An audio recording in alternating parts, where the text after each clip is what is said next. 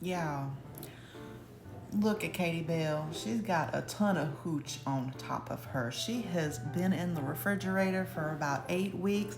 Yes, y'all, I was giving her a little vacation because she was pulling the load by herself for like 8, 9 months, okay? But see, then we got Faith. We built Faith up and we established Faith. So Faith has been taking the main role for a minute. So Katie Bell said she's ready to come out of vacation mode and get fed because she's a little hungry. So let's go ahead and feed her. I got my little tulip wet jar with my loose fitting glass lid. So that's what we are going to pop her in. Now Katie Bell has been under a tight fitting lid, okay, for this whole 8 weeks. And so as you can see, she's got a lot of hooch on the top there. I'm gonna tell you something, that hooch don't hurt a thing. I know a lot of people pour it off. You know what I do? That's a part of Katie Bell, okay? I'm gonna give that back to her.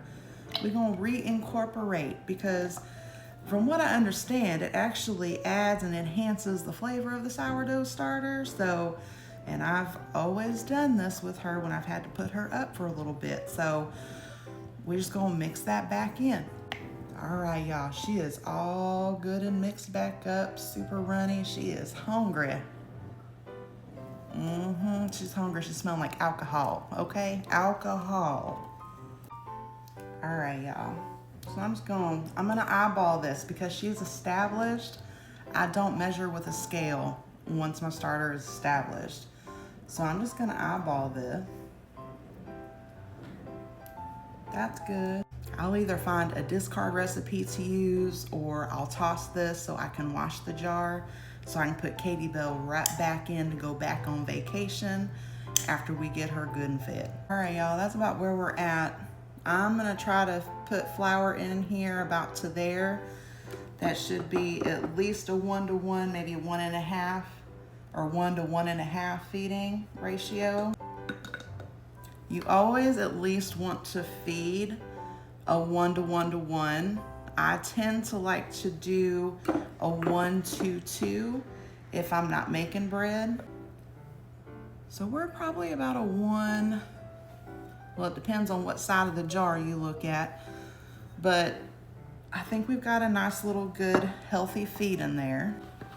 As y'all know, I use filtered water, filtered bottled water. I get one that doesn't have chlorine in it to keep my starter nice and healthy. I'm gonna give her a good stir. All right, y'all, she is good and fed. She is good and thick. I'm gonna clean them sides down and I'm gonna mark my jar real quick. There she is, she's marked. Y'all already know, those that have been here for a while, I like to use a dry erase marker instead of a rubber band because why not? It's just easier for me. We're gonna pop on the loose fitting lid so she can breathe. And we're just gonna set her on the counter for the next 24 hours.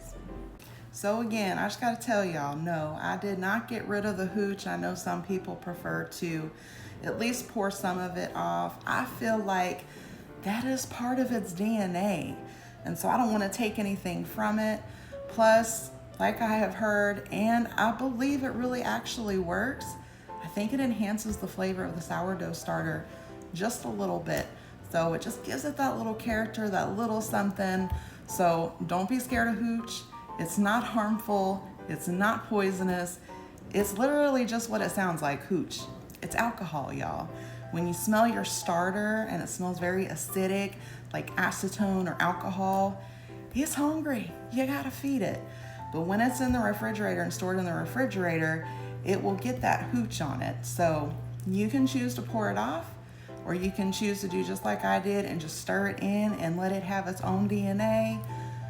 Either way is just fine.